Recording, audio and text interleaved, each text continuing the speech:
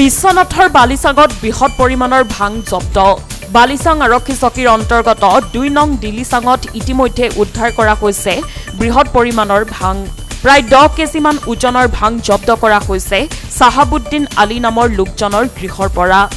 বালিচাং আৰক্ষী চকীৰ ভাৰপ্ৰাপ্ত বিষয়া জুনমণি দাসৰ নেতৃত্বত চলোৱা আকস্মিক অভিযানত এই বৃহৎ পৰিমাণৰ ভাং জব্দ কৰিবলৈ সক্ষম হয় ইতিমধ্যে বিশ্বনাথ জিলাৰ উপ আৰক্ষী অধীক্ষক নৱজিত দাস বাগৰে তথা বিশ্বনাথ আৰক্ষী চকীৰ ভাৰপ্ৰাপ্ত বিষয়া পৱন গায়ন ঘটনাস্থলীত উপস্থিত হৈ অব্যাহত ৰাখিছে তদন্ত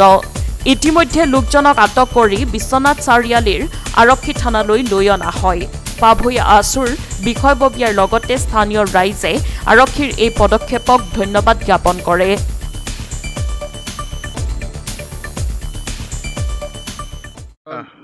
ইয়াৰ লগে লগে বালিচাং আৰক্ষী প্ৰশাসন বালিচাং ভাৰপ্ৰাপ্ত আৰক্ষী বিষয়া আৰু জিলা প্ৰশাসনৰ বিশ্বনাথ জিলা প্ৰশাসনৰ এক বৃহৎ সফলতা বুলি ক'ব লাগিব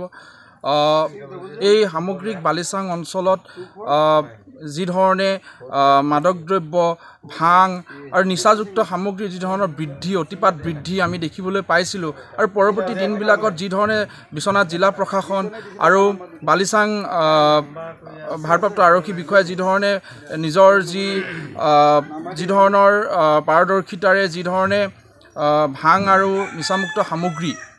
জব্দ কৰিছে তাৰ বাবে আমি পোনপটীয়াকৈ তেওঁলোকলৈ ধন্যবাদ জ্ঞাপন কৰিছোঁ আৰু আমি অসমবাসীয়ে এটা কথা ইয়াৰ পৰা অনুকিয়াই দিব বিচাৰিছোঁ যে আমি আমাৰ যি নিচামুক্ত হোৱাৰ যি এক চিন্তাধাৰা মনত আছে সেই চিন্তাধাৰা যাতে সদায় সুঠাম হৈ থাকক তাৰ বাবে যি ধৰণে আৰক্ষী প্ৰশাসনে যি ধৰণে গুৰুত্ব আৰোপ কৰিছে তাৰ বাবে আমি আৰক্ষী প্ৰশাসনক ধন্যবাদ জ্ঞাপন কৰিছোঁ আৰু ইয়াৰ পোনপটীয়াকৈ খবৰ পায়েই যে বিশ্বনাথ জিলা প্ৰশাসনৰ মাননীয় ডিএছপি ছাৰ আমাৰ মাজত আহি উপস্থিত হৈছে তাৰ বাবে আমি ইয়াৰ পৰাই